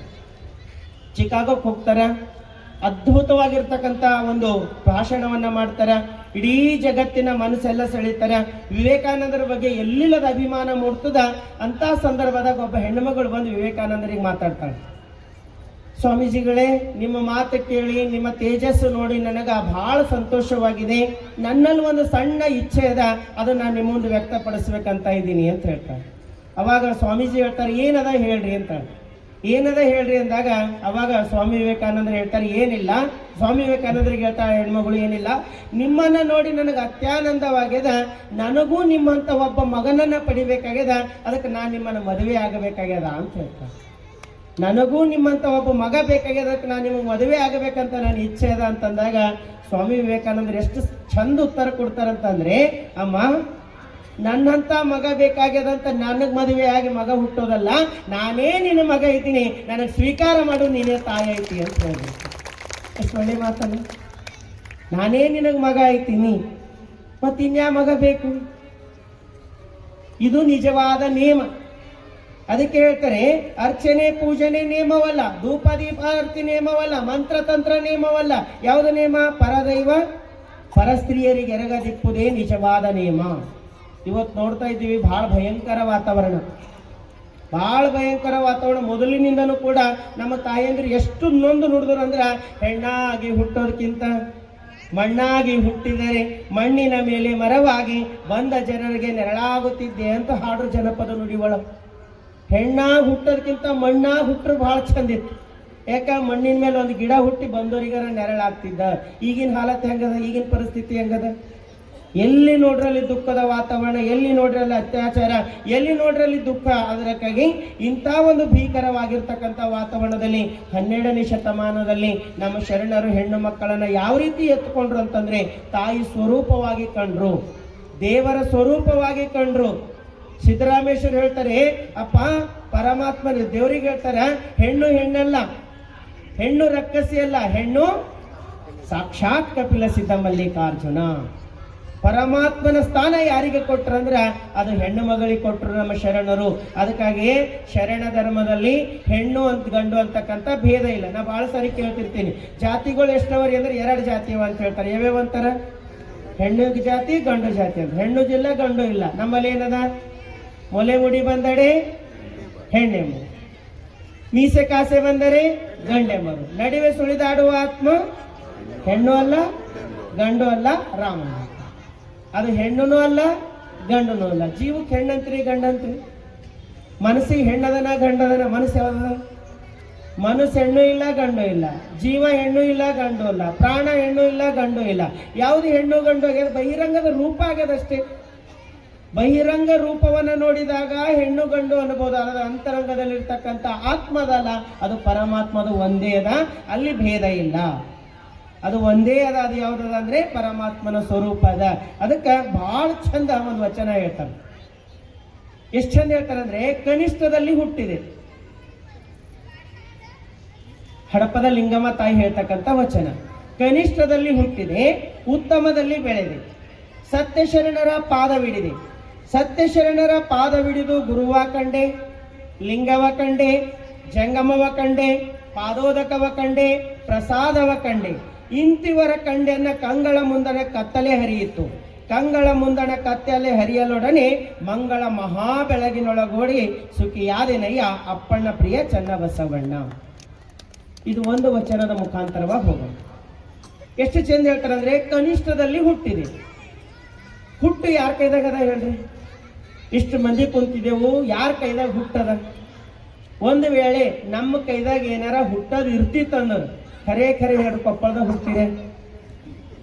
ನಿಮ್ಮ ಕೈದಾಗ ಏನಾರ ಹುಟ್ಟೋದು ಇರ್ತಿತ್ತು ಅಂತ ತಿಳ್ಕೊಂಡು ನಾವೇ ಹುಟ್ಟದರ ಇಲ್ಲ ಅನ್ಕೊಂಡಿರ್ತೇವೆ. ಏನಂತ? ಒಂದು ವೇಳೆ ಹಂಗೆ ಏನಾರ ಇರ್ತದ, ನಾ ಅಮೇರಿಕಾದಾಗ ಹುಡ್ತಿದ್ದಂತ. ನಮ್ಮ ತಲೆ ಎಲ್ಲೇ ಹೋಗಿ ನಿಂದಿರ್ತದ. ಅಮೇರಿಕಾದಾಗ ಇದ್ದಲ್ಲಿ ಏನು ಕೊರತೆ ಇಲ್ಲ, ಆದ್ರೂ ಹೋಗಿ ಎಲ್ಲಿ ನಿಂದಿರ್ತದ? ಅಮೇರಿಕಾದಾಗ ಹುಡ್ತಿದ್ದ. ಹುಟ್ಟು ನಮ್ಮ ಕೈಯಲ್ಲಿ, ಇದಂತೂ ಶಾಶ್ವತ ಅದ. ಪ್ರತಿಯೊಬ್ಬರು ಜಾತಿನೂ ನಮ್ಮ ಕೈದಾಗಿಲ್ಲ. ಯಾವ ಜಾತಿದಾಗ ಹುಡ್ತೇವಂತ, ಯಾವ ಊರಾಗ ಹುಡ್ತೇವಂತ, ಎಂತರ ಮನ್ಯಾಗ ಹುಡ್ತೇವಂತ, ಇದು ಯಾವುದು ನಮ್ಮ ಕೈದಾಗಿಲ್ಲ. ಯಾಕಿಲ್ಲ? ಅದು ಒಂದಿರ್ತಿತ್ತಂದ್ರೆ ಭಾಳ ಗ್ರೇಟ್ ಆಗ್ತಿದ್ದವು. ಅವಾಗೆ ಹುಟ್ಟಿದ ಮಗು ಹಣಿಗಂಟಿಟ್ಟು ನೋಡ್ಲತ್ತಿತ್ತಂತ ಅವ್ವ ಅಪ್ಪು. ಅವಾಗೆ ಹುಟ್ಟಿತ್ತು, ಹಣಿಗಂಟಿಟ್ಟು ನೋಡ್ಲತ್ತಿತ್ತು. ಅವ ಅಪ್ಪಗನಿಸ್ತಂತ, ಈಗೇ ಹುಟ್ಟಿದ ಮಗು ಯಾಕೋ ಹಣಿಗಂಟು ಹಾಕೊಂಡು ನೋಡ್ಲತ್ತದಂತ ಮಗನಿಗೆ ಕೈದಾಗ ಹಿಡ್ಕೊಂಡು ಏನಾಗ್ಯದ ಮಗು ಅಂತ ಮಾತಾಡೋಣಂತ. ಅದು ಮೊದಲನೇ ದಿನನೇ ಮಾತಾಡಕ್ ಚಾಲೂ ಮಾಡ್ತಂತ. ಮೊದಲನೇ ದಿನನೇ ಮಾತಾಡತ್ತಂತ. ಅವ ಅಪ್ಪ ಅಂದನಂತ, ಅಲ್ಲ ಈಗರೇ ಹುಟ್ಟಿದ್, ಜಗತ್ತಿಗೆ ಬಂದಿದೆ, ಆನಂದದಿಂದ ನಗದು ಬಿಟ್ಟು ಹಣಿಗಂಟು ಹಾಕೊಂಡಿದಿಲ್ಲ ಅಂದನು. ಅವಾಗ ಅದು ಅಂತಂತ, ತಪ್ಪು ಜಾಗದಾಗ ಹುಟ್ಟಿದೆ ಅಂತಂತ. ಅವ ಅಂದನಂತ, ಏನ್ ತಪ್ಪು ಜಾಗದಾಗ ಹುಟ್ಟಿದಿ? ಗೌರ್ಮೆಂಟ್ ಹಾಸ್ಪಿಟಲ್ದಾಗ ತಂದಿರಿ, ಗೌರ್ಮೆಂಟ್ ಹಾಸ್ಪಿಟಲ್ದಾಗ ಹುಟ್ಟಿದೆ, ತಪ್ಪು ಜಾಗದಾಗ ಹುಟ್ಟಿದೆ ಅಂದನಂತ. ಅಪ್ಪ ಅಂದನಂತ, ಹೋಗ್ಲಿ ಬಿಡು, ಗೌರ್ಮೆಂಟ್ ಹಾಸ್ಪಿಟಲ್ದಾಗ ಹುಟ್ಟಿದಿ ಅಂದ್ರೆ ತಪ್ಪು ಯಾಕೆ ತಿಳ್ಕೊಂಡಿದೆ ಅಂದ್ರೆ, ಹಿಂದಿನ ಜನ್ಮದಾಗ ಸಾಲ ಆಗ್ಯದ ಅಂತ ಆತ್ಮಹತ್ಯೆ ಮಾಡ್ಕೊಂಡಿದ್ದು. ಹಿಂದಿನ ಜನ್ಮದ ಸಾಲ ಆಗ್ಯದ ಅಂತ ಆತ್ಮಹತ್ಯೆ ಮಾಡ್ಕೊಂಡಿದ್ದ. ಮುಂದಿನ ಜನ್ಮದಾಗ ಶ್ರೀಮಂತರ ಮನೆಯಾಗ ಹುಟ್ಟಿನಂತ ನಾ ಅನ್ಕೊಂಡಿನಿ. ಮತ್ತೆ ಈ ಗೌರ್ಮೆಂಟ್ ಹಾಸ್ಪಿಟಲ್ ತಂದಿರಿ. ನಾನು ನೀವೇಟ್ ಮಾಡಿಟ್ಟಿರೋ, ಅದು ತೀರಿಸ್ಲಕ್ಕಾಗ್ಲಾರ್ದಕ್ಕೆ ಆತ್ಮಹತ್ಯೆ ಮಾಡ್ಕೊಂಡಿನಿ. ಮತ್ತೆ ಇಲ್ಲಿ ಕಟ್ಟದ ಬಂತಲ್ಲ ಜೀವನದಾಗ ಅಂದಿತ್ತಂತ. ಕತೆ ಸುಮ್ಮನೆ ತಮಾಷೆಗೆ ಹೇಳ್ತಾ ಇದ್ದೀನಿ. ಆದ್ರೆ ಹೇಳ್ತಕ್ಕಂಥ ತಾತ್ಪರ್ಯ ಏನದ? ಹುಟ್ಟು ನಮ್ಮ ಕೈಯಲ್ಲಿ, ಹುಟ್ಟು ನಮ್ಮ ಕೈಯಲ್ಲಿಲ್ಲ, ಆದ್ರೆ ಬದುಕು ಅದು ನಮ್ಮ ಕೈಯಲ್ಲಿ. ಎಷ್ಟು ಚಂದ ಹೇಳ್ತಾರೆ, ಕನಿಷ್ಠದಲ್ಲಿ ಹುಟ್ಟಿದೆ, ಉತ್ತಮದಲ್ಲಿ ಬೆಳೆದೆ. ಎಲ್ಲಿ ಬೆಳಿಬೇಕು? ಒಳ್ಳೆಯದಾಗ. ಸಂಘ ನಮ್ಮ ಕೈದಾಗದ. ಎಂಥವ್ರ ಸಂಘದಾಗ ಕುಂತರು ಅಂತ ಮಾತು ಬರ್ತಾವ. ಈಗ ಇಲ್ಲಿ ಬಂದು ಕುಂತೀರಿ, ನೀವು ಹಣಿ ತುಂಬ ವಿಭೂತಿ ಹಚ್ಕೊಂಡು, ಕೊಳ್ಳಾಗ ಲಿಂಗ ಹಾಕೊಂಡು, ವಿಭೂತಿ ಹಚ್ಕೊಂಡು ಹಿಂಗೆ ಬರ್ಲತ್ರ ಅಂದ್ರೆ ಎದುರು ಯಾರೇ ಕಾಣಲಿ ನಿಮ್ಗೆ ಏನಂತಾರ? ಶರಣಾರ್ಥಿ ಹಾಕೋರೆ, ಬರ್ರಕ್ಕೋರೆ, ಕೂಡ್ರಣ್ಣೋರೆ, ಎಲ್ಲಿಂದ ಬಂದಿರಿ, ಯಾವ ಊರ್ರಿ, ಏನೆಲ್ಲ ಪ್ರೀತಿಯಿಂದ ಮಾತಾಡ್ತಾರೆ. ಇಲ್ಲಿ ಒಳಗೆ ಬರ್ಬೇಕಾದ. ಇದು ಶರಣರ ಸಂಘ, ಇದು ಉತ್ತಮರ ಸಂಘ. ಒಂದು ವೇಳೆ ಇದು ಬಿಟ್ಟು ಬೇರೆ ಕೊಪ್ಪಳದಾಗಿಲ್ಲ ಬಿಡ್ರಿ, ಈಗ ಬೆಂಗಳೂರು ಅಂತ ಸಿಟಿ, ಹೈದ್ರಾಬಾದ್ ಅಂತ ಸಿಟಿ ಹೋಗ್ರ, ಅಲ್ಲಿ ಪಬ್ಗಳವ. ಇವತ್ತ ನಾಳೆ ಗಂಡು ಮಕ್ಕಳು ಕಡಿಮೆ ಆಗ್ಯಾರ, ಇವರೇ ಹೆಚ್ಚಾಗ್ಯಾರ ಅನ್ನಿಸ್ಬೇಕು. ಒಂದೊಂದು ಪಬ್ಬಿನ ಮಂದಿ ಹೊಸ ವರ್ಷ ಬಂದಾಗ ನೋಡ್ಲಿಕ್ಕಾಗಲ್ಲ, ವಾಟ್ಸಪ್ ತೆಗೆದು ನೋಡ್ಲಿಕ್ಕಾಗಲ್ಲ. ಎಷ್ಟು ಜನ ಹಾಳಾಗ್ಲತ್ತಾರ, ಎಷ್ಟು ಜನ ಕೆಟ್ಟ ಹೋಗ್ಲತ್ತಾರ. ಅಂತ ಜಾಗದಾಗ ಹೋಗಿ ಕುಂತು ನಮಗೆ ಗೌರವ ಬರಲ್ಲ ಅಂದ್ರೆ ಹೆಂಗ್ ಬರ್ತದೆ? ಕೂಡುವ ಜಾಗ ಎಲ್ಲದದು ಬಹಳ ದೊಡ್ಡದಿರ್ತದೆ. ಅದಕ್ಕೆ ಹಡಪದ ಲಿಂಗಮ್ಮ ತಾಯಿ ಹೇಳ್ತಾಳೆ, ಕನಿಷ್ಠದಲ್ಲಿ ಹುಟ್ಟಿದೆ, ಉತ್ತಮದಲ್ಲಿ ಬೆಳೆದೆ. ಹುಟ್ಟಿನಿಯಲ್ಲಿ ಅಂತ ನಾನು ನೋಡಲ್ಲ, ಆದ್ರೆ ಬೆಳೆದಿನಲ್ಲಿ ಉತ್ತಮದಲ್ಲಿ ಬೆಳೆದೆ. ಅದಕ್ಕೆ ಯಾವಾಗಲೂ ಕೂಡ ಒಂದು ಮಾತು ನೆನಪಿಟ್ಟುಕೋಬೇಕು. ನೀವು ಒಂದು ವೇಳೆ ದೇವಸ್ಥಾನಕ್ಕೆ ಹೋದ್ರಂದ್ರೆ ಭಾಳ ಶ್ರೀಮಂತರಿದ್ರಂದ್ರೆ ಒಂದು ಕಡೆಯಿಂದ ಒಳಗಿನ ಎಂಟ್ರಿ ಅದ, ಬಡವರಿದ್ರ ಇನ್ನೊಂದು ಕಡೆಯಿಂದ ಎಂಟ್ರಿ ಅದ. ಎಲ್ಲಿಂದ ಅದ ಹೇಳ್ರಿ? ಶ್ರೀಮಂತರಿದ್ರ VIP ಎಂಟ್ರಿ, ಡೈರೆಕ್ಟ್ ದರ್ಶನ. ಬಡವರಿದ್ರಂದ್ರೆ ಲೈನಿಗೆ ಹತ್ತದ, 2 ದಿನ ಆಗ್ತದೋ 3 ದಿನ ಆಗ್ತದೋ. ಅದು ಹೋಗಿ ನೀವು ಇನ್ನ ದೇವ್ರಿಗೆ ನೋಡಲ್ಲ. ಆ ಕಡೆ ಪಕ್ಕದಾಗ ಒಬ್ಬ ಇರ್ತಾನೆ, ಕೈ ಹಿಡಿದು ಮುಂದಕ್ಕೆ ಹೋಗ್ತಾನೆ, ಹಿಂದಿನವ್ರು ನಿಂತಾರ, ಹಿಂದಿನವ್ರು ನಿಂತಾರ ನಡಿ ಅಂತ ನೂಗ್ತಾನೆ. ಆದರೆ ದೇವಸ್ಥಾನಕ್ಕೆ ಹೋದ್ರ ನಮಗೆ ನುಗ್ಗಲು ಒಳಗೆ ಸಿಕ್ಕಾಕೊಂಡು ದರ್ಶನ ಮಾಡಿದೆವು ಅನ್ನೋದಕ್ಕಿಂತ ಒಂದು ಸಾರಿ ಇನ್ನು ದೂರಿಂದ ಹೋಗೋದು ಬೇಡ, ಇಲ್ಲೇ ಪಕ್ಕದ ಗುರುಬಸವ ಮಹಾಮನೆ ಒಂದು ಕಟ್ಟ್ಯಾರ. ನೀವು ಮಹಾಮನೆ ಒಳಗೊಂದು ಪ್ರಾರ್ಥನೆ ನಡೀತಾ ಇರ್ತದೆ. ನೀವು ಪ್ರಾರ್ಥನೆ ಒಳಗೆ ಹೋಗು ಕೂಡ್ರಿ, ಯಾರ ನಿಮಗೆ ಯಾವ ಜಾತಿಯರು ಅಂತ ಕೇಳಿದ್ರಂದ್ರೆ ಅದು ಆಣಿ ಅದ. ಯಾಕಂತಂದ್ರೆ ಇವರೆಲ್ಲ ಬಸವನಿಷ್ಠರವರ. ಇಲ್ಲಿ ಜಾತಿಯಿಂದ ನೋಡೋಣ, ಕಾಯಕದಿಂದ ನೋಡಲ್ಲ. ಅದಕ್ಕೆ ಬಸವಣ್ಣ ಹೇಳ್ತಾರೆ, ದೇವ ಸಹಿತ ಭಕ್ತ ಮನೆಗೆ ಬಂದಳೆ, ಕಾಯಕ ಯಾವುದೆಂದು ಬೆಸಗೊಂಡನಾದಡೆ, ನಿಮ್ಮಾಣೆ ನಿಮ್ಮ ಪ್ರಮತರಾಣೆ. ಎದಿ ಮೇಲೆ ಲಿಂಗ ಹಾಕೊಂಡು ಹಣಿ ಮೇಲೆ ವಿಭೂತಿ ಹಚ್ಕೊಂಡು ಒಳಗೆ ಯಾರ ಬಂದ್ರಂದ್ರೆ ನಿನ್ನ ಕಾಯಕ ಯಾವ್ದದ ಅಂತ ಕೇಳಲ್ಲ ಅಂತಾರ ಬಸವಣ್ಣವ್ರು. ಕಾಯಕ ಕೇಳೋದಂದ್ರೆ ಜಾತಿ ಕೇಳಿದ. ಆ ಕಾಲದಲ್ಲಿ ನೀನ್ ಏನ್ ಕಾಯಕ ಮಾಡ್ತಿ ಅಂದ್ರೆ ಅರ್ಥ ನೀ ಯಾವ ಜಾತಿವಿದ್ದಿ ಅಂತ. ಬಸವಣ್ಣರು ಕೇಳ್ತಾರೆ, ನೀನ್ ಕಾಯಕ ಯಾವ್ದಂತ ಕೇಳಲ್ಲ.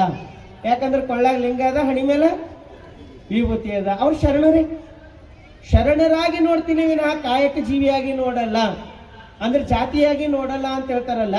ಅದಕ್ಕಾಗಿ ಎಷ್ಟು ಚಂದ ಹೇಳ್ತಾರಂದ್ರೆ, ಕನಿಷ್ಠದಲ್ಲಿ ಹುಟ್ಟಿದೆ, ಉತ್ತಮದಲ್ಲಿ ಬೆಳೆದೆ. ಎಲ್ಲಿ ಬೆಳಿಬೇಕಂದ್ರೆ ಒಳ್ಳೆಯವ್ರ ಸಂಘದಾಗ ಬೆಳಿಬೇಕು. ಒಳ್ಳೆಯವ್ರ ಸಂಘದಾಗ ಬೆಳೆದ್ರೆ ಏನಾಯ್ತದ, ಸತ್ಯ ಶರಣರ ಪಾದವಿಡಿದೆ. ಸತ್ಯ ಶರಣರ ಪಾದವಿಡಿದೆ ಅಂದ್ರೆ ಅರ್ಥ ಏನು, ಅವ್ರ ಪಾದ ಹಿಡ್ಕೊಂಬೋದಲ್ಲ, ಅವರು ಹೇಳಿರ್ತಕ್ಕಂಥ ದಾರಿ ಒಳಗೆ ನಡೆದೀನಿ.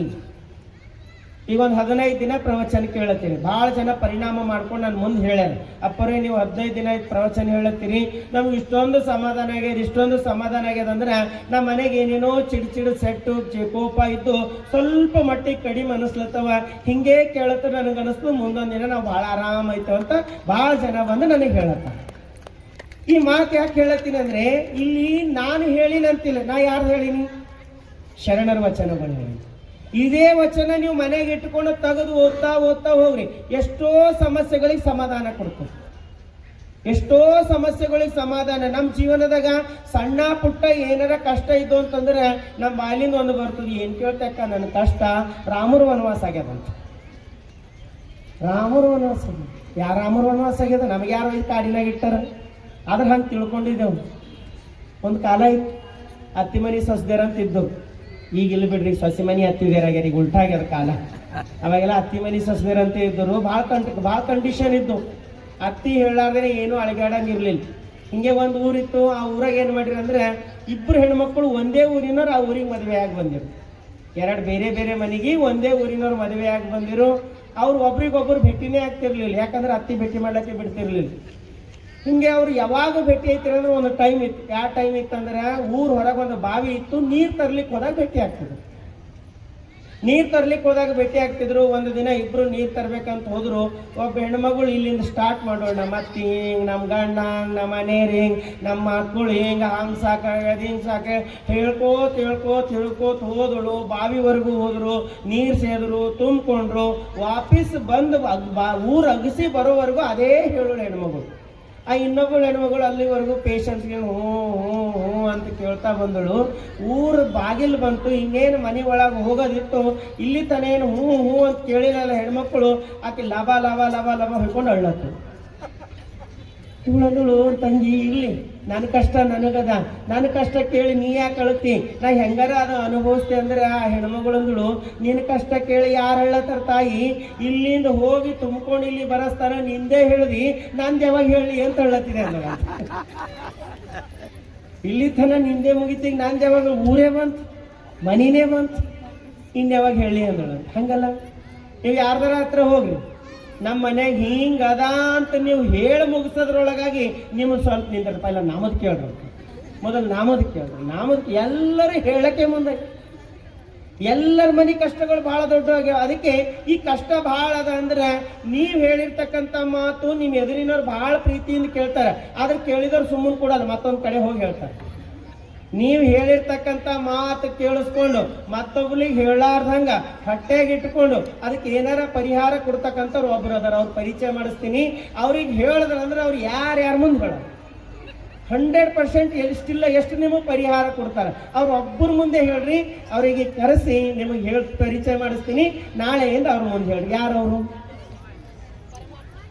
ಅವ ಒಬ್ಬ ಅವ್ನ ಮುಂದೆ ಹೇಳಿದ್ರೆ ಅಂದ್ರೆ ಅವ ಯಾರ ಮುಂದೆ ಹೇಳ, ಏನ್ಯಾಕೆ ಸಿಟ್ಟು ಬರಲಿಕ್ಕೆ, ಎಷ್ಟ್ಯಾಕೆ ಸಿಟ್ಟು ಬರಲಿಕ್ಕೆ, ಅವನು ಒಬ್ಬನ ಮುಂದೆ ಹೇಳ್ರಿ. ಹೆಂಗೆ ಹೇಳಬೇಕು? ಬೆಳಗಾಗಿ ಹೇಳಬೇಕು, ಸ್ನಾನ ಮಾಡಬೇಕು, ವಿಭೂತಿ ಹಚ್ಕೋಬೇಕು, ಎದಿ ಮ್ಯಾಲ ಇರ್ತಕ್ಕಂಥ ಲಿಂಗಯ್ಯ ಅಂಗೈಗೆ ತಗೋಬೇಕು. ಅವನು ಮುಂದೆ ಕುಂತು ಚಾಲ ಮಾಡ್ಬೇಕು. ನಮ್ಮ ಅತ್ತಿ ಹಿಂಗಂದಾಳ, ನಮ್ಮ ಮನೆಯವ್ರು ಹಿಂಗಂದಾರ, ನಮ್ಮ ಪಕ್ಕದ ಮನೆಯವ್ರು ಹಿಂಗಂದಾರ, ಅವ್ರಿಗೆಲ್ಲ ಹೇಳಿ ಅವೆಲ್ಲ ಕೇಳಿಸ್ಕೊತಾನೆ. ಪಾಪ ಅವ್ನು ಟೆನ್ಷನ್ ತಗೊಂಬಲ್ಲಿ ಏನಾರ ಹೇಳು, ಎಷ್ಟೊತ್ತರ ಹೇಳು, ಹೇಳಿದೆಲ್ಲ ಕೇಳಿಸ್ಕೊತಾನೆ. ಕೇಳಿಸ್ಕೊಂಡನ್ರಿ, ಇಷ್ಟೆಲ್ಲ ಕೇಳಿದಲ್ಲಪ್ಪ, ಏನು ಖರಾಬ್ ಮಾಡಬೇಡ, ಸ್ವಲ್ಪ ಸರಿ ಮಾಡನ್ರ, ಇದ್ರಾಗ ಇಟ್ಟೆಲ್ಲ ವ್ಯತ್ಯಾಸದಾಗ ಸ್ವಲ್ಪ ಸರಿ ಮಾಡಂತ ಶರಣಾರ್ಥಿ ಮಾಡಿ ಒಳಗೆ ಇಟ್ಕೊರಿ. ನಿಮ್ಮ ಮಾತು ಹೊರಗೆ ಹೋಗಲು, ನಿಮ್ಮ ಮಾತು ಹೊರಗೆ ಹೋಗಲು ಟೈಮ್ ಸಿಕ್ತಂದ್ರೆ ಪರಿಹಾರನೂ ಮಾಡ್ತಾರೆ. ಯಾರು? ಇಷ್ಟಲಿಂಗಯ್ಯ. ಇವ ಒಬ್ಬನೇ ಪರಿಹಾರ ಮಾಡವದನ. ಅದಕ್ಕೆ ಸತ್ಯ ಶರಣರ ಪಾದವಿಡಿದೆ, ಶರಣರ ಜ್ಞಾನ ನನ್ನ ಜೀವನದಾಗ ಅಳವಡಿಸ್ಕೊಂಡಿನಿ. ಆ ಶರಣರ ಪಾದವಿಡಿದು ಗುರುವ ಕಂಡೆ. ಮೊದಲು ಗೊತ್ತಾಕೋದು ಯಾವುದಂದ್ರೆ ಗುರು, ಅರಿವನ್ನ ನೀಡ್ತಕ್ಕಂಥ ಗುರು. ಅದಕ್ಕೆ ನೀವು ವಚನ ತೆಗೆದು ಓದಿದಾಗ ಆ ಅರಿವು ನಮಗೂ ಗುರುವಾಗಿ ಪ್ರಾರಂಭವಾಗ್ತದೆ. ಆ ಅರಿವು ಸತ್ಯದ ಮಾರ್ಗವನ್ನ ತೋರಿಸ್ತದ, ಜೀವನದಾಗ ಹೆಂಗೆ ಬದುಕಬೇಕು ಅಂತ ಕಲಿಸ್ತದೆ. ಅದಕ್ಕಾಗಿ ಗುರುವ ಕಂಡೆ. ಶರಣರ ಪಾದವಿಡಿದೆ ಅಂದ್ರೆ ಪಾದ ಹಿಡೋದಲ್ಲ, ವಚನ ಓದು. ಶರಣರ ವಚನ ಓದಿಕ್ ಪ್ರಾರಂಭ ಮಾಡ್ದಂದ್ರೆ ಗುರುವ ಕಂಡೆ ಅಂತಂದ್ರೆ ಆ ಒಂದು ಜ್ಞಾನವನ್ನ ತಿಳಿಸ್ತಕ್ಕಂಥ ಗುರುವರ ಸಿಗುತ್ತಾನ. ಇಲ್ಲ ಅಂದ್ರೆ ನಮ್ಮೊಳಗಿನ ಅರಿವು ಜಾಗೃತಗೊಂಡು ಆ ಅರಿವಿನ ಮುಖಾಂತರ ನಮಗೆ ಕರ್ಕೊಂಡು ಹೋಗ್ತಕ್ಕಂಥ ಅರಿವೇ ಗುರುವಾಗ್ತಕ್ಕಂಥ ಗುರು ಸಿಗುತ್ತಾನ. ಎಲ್ಲಂದ್ರೆ ವಚನ ನಮ್ಮೊಳಗೆ ಇಳುದು ಅಂದ್ರ, ವಚನ ನಮ್ಮೊಳಗಿಳುದು ಅಂದ್ರೆ ಗುರುವ ಕಂಡೆ. ಇನ್ನು ಗುರು ಸಿಕ್ಕನಂದ್ರೆ ಮುಂದೆ ಯಾರು ಸಿಗ್ತಾರ? ಲಿಂಗವ ಕಂಡೆ. ಗುರು ಸಿಕ್ಕನಂದ್ರೆ ಸಾಕು, ಪರಮಾತ್ಮ ಸಿಗ್ತಾನೆ. ಅದಕ್ಕೆ ಗುರುವಿನ ಪರಮಾತ್ಮನ ಅಡ್ರೆಸ್ ಗುರು ಅಂತ ಹೇಳ್ತಾರೆ. ಗುರು ಪರಮಾತ್ಮನೆಡೆಗೆ ಕರ್ಕೊಂಡು ಹೋಗ್ತಾನೆ. ಇನ್ನು ಗುರು ಲಿಂಗ ಸಿಕ್ಕು ಅಂದ್ರೆ ಜಂಗಮವ ಕಂಡೆ. ಅವನ ಪ್ರತಿರೂಪವಾಗಿರ್ತಕ್ಕಂಥ ಈ ಸಮಾಜ ಬೇರೆ ಅಲ್ಲ, ಪರಮಾತ್ಮ ಬೇರೆ ಅಲ್ಲ ಅಂತ ಪ್ರೀತಿಸ್ತಕ್ಕಂಥ ಗುಣ ಬರ್ತದೆ. ಅದರ ಜೊತೆಗೆ ಹೇಳ್ತಾರೆ ಪಾದೋದಕವ ಕಂಡೆ, ಪ್ರಸಾದವ ಕಂಡೆ. ಎಲ್ಲ ಅರಿವು ನಮ್ಮೊಳಗೆ ಆಗ್ತದ, ಪಾದೋದಕ ಆಗ್ತದ, ಪ್ರಸಾದ ಆಗ್ತದ, ಎಲ್ಲವೂ ಸಿಗುತ್ತದೆ. ಎಲ್ಲ ಅಂತಂದ್ರೆ ಅರಿವು ಬಂದಾಗ. ಅದಕ್ಕೆ ಅರಿವು ಬರೋದು ಬಹಳ ದೊಡ್ಡದಿರ್ತದೆ. ಪ್ರವಚನ ನಡೀತಾ ಇತ್ತು ಗುರುಗಳು ದೂರ. ಒಂದು ಮನೆ ಭಾಳ ಜಗಳ ಇತ್ತು, ಅತ್ತೆ ಸೊಸೆ ಭಾಳ ಜಗಳ ಇತ್ತು, ಪ್ರವಚನ ನಡೀತಾ ಇತ್ತು. ಭಾಳ ನೊಂದೋಗಳು ಪಾಪ ಸೊಸೆ, ಭಾಳ ನೊಂದೋಗಳು. ಒಂದು ದಿನ ಗುರುಗಳ ಹತ್ರ ಬಂದಳು. ಗುರುಗಳೇ, ದಯವಿಟ್ಟು ಕೈ ಮುಗಿತೀನಿ, ನನಗೆ ಸಾಕಾಗಿ ಹೋಗ್ಯದ, ನಮ್ಮ ಅತ್ತಿ ಭಾಳ ಜಗಳ ಆಡ್ಲತ್ತಾಳ, ಏನಾರ ಮಾಡ್ರಿ ನಮ್ಮ ಮನೆಗೆ ಜಗಳ ಆಡ್ಲಾರ್ದಂಗೆ ಮಾಡ್ರಿ ಅಂದ್ರು. ಅವಾಗ ಗುರುಗಳು ಅಂದರು, ಏನು ಮಾಡ್ಲಿಕ್ಕೆ ಆಗ್ತದೆ ತಾಯಿ, ನಿಮ್ಮ ಮನೆಗೇನು ಜಗಳ ನಾನು ಹೆಂಗೆ ಬಗೆಹರಿಸ್ಲಕ್ಕೆ ಬರ್ತದ ಅಂದ್ರೆ. ಆ ತಾಯಿಗೆ ಇಷ್ಟೊಂದು ಸಿಟ್ಟಿತ್ತಂದ್ರೆ, ಗುರುಗಳೇ ನನಗೆ ಏನಾರ ಒಂದು ಮಂತ್ರ ಹೇಳಿ ನಮ್ಮ ಅತ್ತಿ ಬಾಯಿ ಬಂದಾಗಂಗೆ ಮಾಡ್ರಿ ಏನು, ನಮ್ಮ ಅತ್ತಿ ಬಾಯಿ ಬಂದಾಗಬೇಕು ಅಂದರು. ಗುರುಗಳು ಅಂದರು ಆಗಲಿ, ಅದಕ್ಕೊಂದು ಕಂಡೀಷನ್ ಅದ ಅಂದರು ಗುರುಗಳು. ಏನು ಕಂಡೀಷನ್ ಅದ? ಏನಿಲ್ಲ, ನೀನು ನಿಮ್ಮ ಅತ್ತಿ ಬಾಯಿ ಬಂದಾಗೋದಕ್ಕಿಂತ ಮುಂಚೆ ನನಗೊಂದೊಂದು ಸಣ್ಣ ಸಾಮಾನು ಅದ, ಈ ಸಾಮಾನು ತಗೊಂಡ ನೀನು ಕೈದಾಗ ಕೊಡ್ತೀನಿ. ಮನೆಗೆ ಹೋಗಿದ ತಕ್ಷಣ ನಿಮ್ಮ ಅತ್ತಿ ಮುಖ ಕಾಣ್ತದ, ಒಂದು ನಾಲ್ಗೆ ಬುಡಕ್ಕೆ ಇಟ್ಕೋಬೇಕು. ಅದು ನಾಲ್ಗೆ ಬುಡಕ್ಕೆ ಇಟ್ಕೋಬೇಕು. ಮತ್ತು ನಿಮ್ಮ ಅತ್ತಿ ಹೋದಾಗ ಅದು ತೆಗೆದು ಮ್ಯಾಲೆ ಇಡಬೇಕು. ಹಿಂಗೆ ಒಂದು ವಾರ ಮಾಡು, ಆಟೋಮೆಟಿಕ್ ನಿಮ್ಮ ಅತ್ತೆ ಬಾಯಿ ಬಂದಾಯ್ತು ಅಂದ್ರೆ ಇದೇನು ದೊಡ್ಡದ ಗುರುಗಳೇ, ಎಲ್ಲ ಮಾಡಿದೆ, ಪೂಜಾ ಮಾಡಿದೆ, ನೆಲ ಅಳದಿದೆ, ಏನೇನೋ ಮಾಡೀನಿ, ಯಾವುದ್ರಲಿಂದ ಆಗಿಲ್ಲ, ಇದು ಭಾಳ ಸಣ್ಣ ಮಾತದ ಕೊಡ್ರಿ ಅಂತ ಹೆಣ್ಮಗಳು ತಗೊಂಡೋದಳು. ತಗೊಂಡೋಗಿ ಮನ್ಯಾಗ ಹೋಗೋದ್ರೊಳಗಾಗಿ ಅತ್ತಿ ಎದುರು ಕಾಣ್ತಾ ಇದ್ದಳು. ಅಕ್ಕಿಗೆ ನೋಡಿದ ತಕ್ಷಣ ಪಟ್ ಅಂತದ್ದು ನಾಲ್ಗೆ ಬುಡಕ್ಕೆ ಇಟ್ಕೊಂಡಳು, ಒಳಗೆ ಹೋಗ್ಬಿಟ್ಟು. ಅತ್ತಿ ಇಷ್ಟೊತ್ತು ಹೋದವಳು, ಅಷ್ಟೊತ್ತು ಹೋದವಳು, ಪ್ರವಚನಕ್ಕೆ ಹೋದವಳು, ಅಡಿಗೆ ಮಾಡೋರು ಯಾರಿಲ್ಲ, ಏನೇನೋ ಬೈತಾ ಇದ್ದಳು. ಆದ್ರೆ ಇಕ್ಕಿನೂ ಬೈಬೇಕನ್ನಿಸ್ತು, ಬಾಯಿ ತೆದ್ರ ಕೆಳಗೆ ಬೀಳ್ತಿತ್ತು. ಸುಮ್ಮನೆ ಕುಂತಳು, ಒಳಗೆ ಹೋದಳು, ಎಲ್ಲ ಆಯ್ತು. ಅತ್ತಿ ಬೈದು ಅಕ್ಕಿನೇ ಮಲ್ಕೊಂಡು ಬಿಟ್ಟಳು. ಮರ್ದಿನ ಬೆಳಗಾಗೆದ್ದು ಮತ್ತೆ ಅತ್ತಿ ಮುಖ ಕಂಡ ತಕ್ಷಣಕ್ಕೆ ಬಾಯಿ ಒಳಗೆ ಇಟ್ಕೊಂಡಳು. ಅತ್ತಿ ಬೈತಾ ಇದ್ದಳು, ಇನ್ನು ಏನು ಅನ್ಲಿಕ್ಕಾಗಲ್ಲ, ಗುರುಗಳರ ಬಾಯಿ ಕೊಟ್ಟರಿದು, ಬಾಯಿ ತೆರಿಬೇಡ ಅಂತ ಹೇಳ ಅಂತ ಇಟ್ಕೊಂಡು ಕುಂತಳು. ಒಂದು ವಾರ ಹೇಳ್ತೀನಿ ನಿಮಗ, ಒಂದು ವಾರದೊಳಗಾಗಿ ಅತ್ತಿ ಒಂದು 5-6 ದಿನ ಬೈದು ಪ್ರತ್ಯುತ್ತರ ಬರ್ಲಾರ್ದಕ್ಕೆ ಅತ್ತಿನೇ ಸೋತೋಗ್ಳು. ಅತ್ತಿಯೊಂದು ಎಷ್ಟು ಚಂದಳ ನನ್ನ ಸೊಸಿ, ನಾ ತಪ್ಪು ತಿಳ್ಕೊಂಡಿದ್ದೆ, ಎದುರು ಆಡ್ತಾಳಂತ ಎಷ್ಟು ಪ್ರೀತಿ ಮಾಡಕ್ಕೆ ಹೇಳ, ಒಂದೊಂದು ಎದುರು ಮಾತಾಡ್ತಾ ಇಲ್ಲ ಅಂತ ಅತ್ತಿ ಮನಸ್ಸು ಪರಿವರ್ತನೆ ಆಯಿತು. 2-3 ದಿನದೊಳಗೆ ನಿಮಗೆ ಹೇಳ್ತೀನಿ. ಒಂದು ವಾರ ಟೈಮ್ ಕೊಟ್ಟಿರಲ್ಲ, ಒಂದು ವಾರದೊಳಗಾಗಿ ಅತ್ತಿ ಹೆಂಗಾದಳು ಅಂದ್ರೆ ಸೊಸೆಗೆ ಮಗಳಕ್ಕಿಂತ ಹೆಚ್ಚು ಪ್ರೀತಿ ಮಾಡೋಳು. ಮಗಳಕ್ಕಿಂತ ಹೆಚ್ಚು ಪ್ರೀತಿ ಮಾಡಬೇಕಾದಾಗ ಸೊಸೆಗೆ ಅನ್ನಿಸ್ತು, ನಮ್ಮ ಅತ್ತಿ ಇಷ್ಟು ಒಳ್ಳೆಕ್ಕೆ ಅದಾಳು, ನಾನೇ ತಪ್ಪು ತಿಳ್ಕೊಂಡಿದ್ದೆ. ಗುರುಗಳ ಹತ್ರ ಹೋಗಿದ್ದೀನಿ, ಬಾಯಿ ಬಂದ್ ಮಾಡು ಅಂತ ಹೇಳಿನಿ. ಗುರುಗಳರ ಮಂತ್ರಸಿಂದ ಕೊಟ್ಟಾರ. ಒಂದು ವಾರ ಇಟ್ಕೊಳತ್ತೀನಿ. ನಾಳೆಯಿಂದ ನಮ್ಮ ಅತ್ತಿ ಬಾಯಿ ಬಂದೈತಂದ್ರೆ ಹೆಂಗ್ ಮಾಡೋಣ ಅಂತ ಒಂದ್ ಕಡೆ ಆಗಿ ಗುರುಗಳ ಹತ್ರ ಓಡ್ ಬಂದು, ಗುರುದೇವ ತಪ್ಪಾಗ್ಯದ, ನಮ್ಮ ಅತ್ತಿ ಭಾಳ ಒಳ್ಳೆ ಕೇಳ, ನಾನೇ ತಪ್ಪು ತಿಳ್ಕೊಂಡಿನಿ, ದಯವಿಟ್ಟು ನೀವು ಕೊಟ್ಟಿದ್ದು ಮಂತ್ರಸಿದ್ದು ತಗೋರು ವಾಪೀಸ, ನಮ್ಮ ಅತ್ತಿಗೆ ನಾಳೆ ಬಾಯಿ ಬಂದಾಗ್ಲಂಗ್ ಮಾಡ್ರಿ ಅಂತಂದ್ರೆ ಗುರುಗಳಂದ್ರು, ತಾಯಿ ನಿಮ್ಮ ಅತ್ತಿ ಬಾಯಿ ಬಂದಾಗಲ್ಲ, ನಿನ್ನ ಬಾಯಿ ಬಂದಾಗಿತ್ತಲ್ಲ ಅದು ಭಾಳ ದೊಡ್ಡದಿತ್ತು ಅಂತ ಹೇಳೋರು.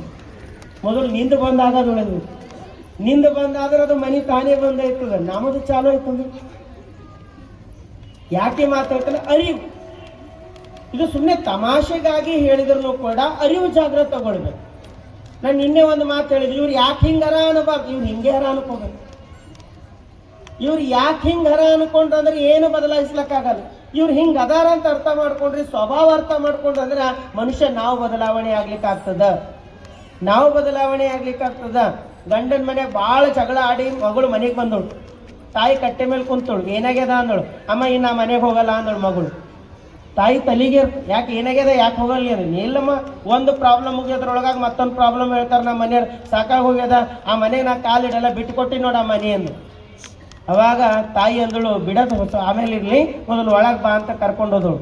ಒಳಗೆ ಕರ್ಕೊಂಡೋಗಿ ಒಂದು ಕ್ಯಾರೆಟ್, ಒಂದು ಮೊಟ್ಟೆ, ಒಂದಿಷ್ಟು ಟೀ ಪುಡಿ ಮೂರು ತಗೊಂಡು ಒಂದು ಪಾತ್ರೆ ಒಳಗೆ ಹಾಕಿ ನೀರು ಹಾಕಿ ಒಲಿ ಮೇಲೆ ಇಟ್ಟು, ಒಲಿ ಮೇಲೆ ಇಟ್ಟಿದಾಗ ಸ್ವಲ್ಪ ಹೊತ್ತು ಆದ್ಮೇಲೆ ಕುದ್ದ ಮೇಲೆ ತೆಗೆದಳು.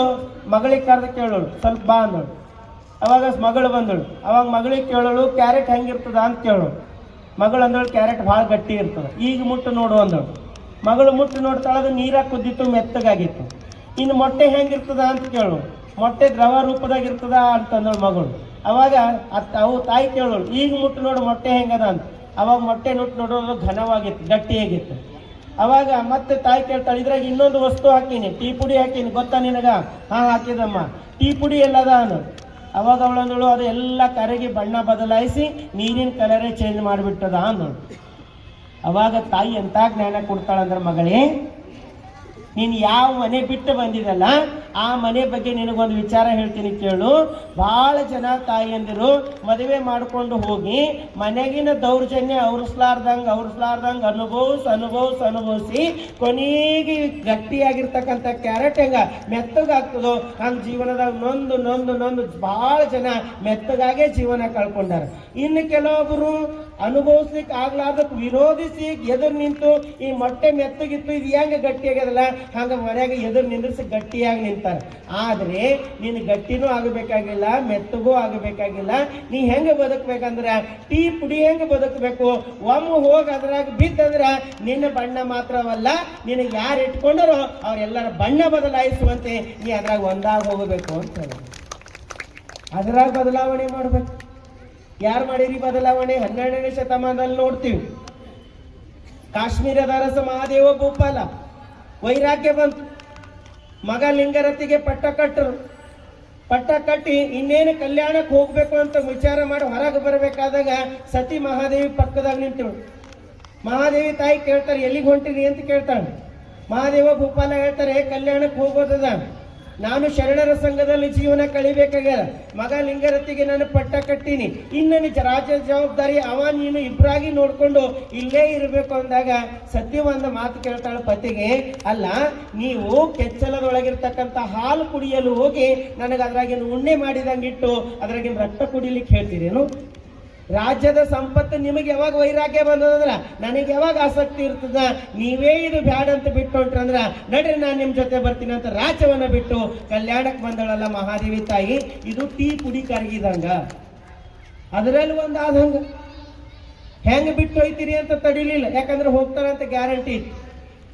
ಹಂಗಂತ ನೀವು ಹೋಗ್ರಿ ನಾ ಇಲ್ಲಿ ಇರ್ತೇನೆ ಅನ್ಲಿಲ್ಲ. ಅದರಲ್ಲಿ ಒಂದು ಏನೋ ಸುಖ ಅದ, ಇದು ಅಂತೂ ಸಾಕಾಗ್ಯದ, ಅದರ ಸುಖ ಏನದ ಅಂತ ಇಲ್ಲಿ ಕಲ್ಯಾಣಕ್ಕೆ ಬಂದಳಲ್ಲ ಮಹಾದೇವಿ ತಾಯಿ.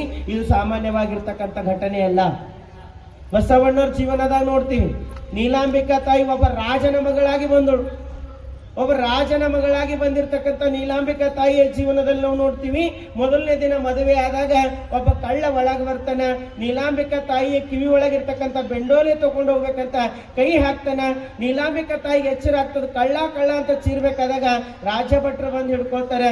ಬಸವಣ್ಣವ್ರು ನೋಡ್ತಾರ, ನೀಲಾ ಇವನನ್ನ ಕಳ್ಳ ಅಂತಿದ್ಯೇನು, ನೋಡು ಇವನ್ ಹಣಿ ಮೇಲೆ ವಿಭೂತಿ ಅದಂದ್ರ ಅವಾಗ ಕಳ್ಳ ನಡ್ಕೋತ ಹೇಳ್ತಾನೆ, ಸ್ವಾಮಿ ವಿಭೂತಿ ಇಲ್ರಿ, ಮಹಾಮನೆ ಒಳಗ ವಿಭೂತಿ ಹಚ್ಕೊಂಡ್ರೆ ಬಿಡ್ತಾರ ಅಂತ ಕೇಳಿ ಗೋಡಿ ಮೇಲಿನ ಸುಣ್ಣನೆ ವಿಭೂತಿ ಹಚ್ಕೊಂಡು ಒಳಗ್ ಬಂದಿನಿ ಅಂತ ಬಸವಣ್ಣವ್ರು ಹೇಳ್ತಾರ. ಎಂತ ಶ್ರೇಷ್ಠ ಇದ್ದಪ್ಪ, ಮಂದಿಗೆ ವಿಭೂತಿ ಕೊಟ್ಟರು ಸುಣ್ಣದಂಗ್ ನೋಡ್ತಾರೆ, ನೀ ಸುಣ್ಣನೇ ವಿಭೂತಿ ಅಂತ ಹಚ್ಕೊಂಡಿದ್ದಲ್ಲ, ನೀನೇ ಶರಣಿದ್ದಿ ಅಂತ ಕೈ ಮುಗಿತಾರೆ ಬಸವಣ್ಣ.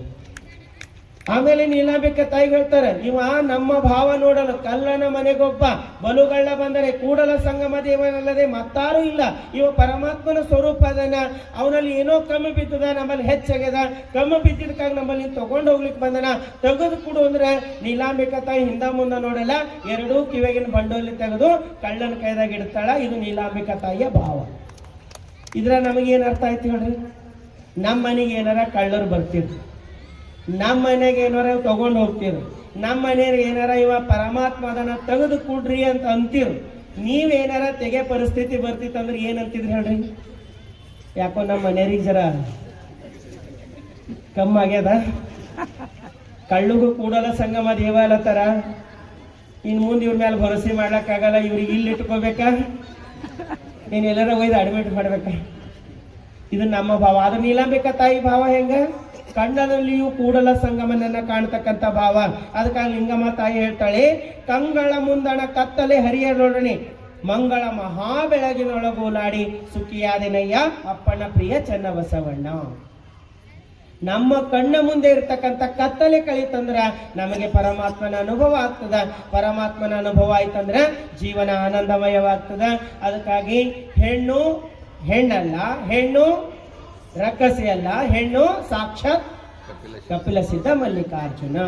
ನಮ್ಮ ಶರಣರು ಬಹಳ ಗೌರವ ಕೊಟ್ಟಾರ. ಎಲ್ಲಿ ಕೊಟ್ಟಾರಂದ್ರೆ ಪರಮಾತ್ಮನ ಎತ್ತರಕ್ಕೆ ಏರಿಸಿ ನಿಂದಿರ್ಸ್ಯಾರ, ಪರಮಾತ್ಮನ ಎತ್ತರಕ್ಕೆ ಏರಿಸಿ ನಿಂದಿರ್ಸ್ಯಾರ.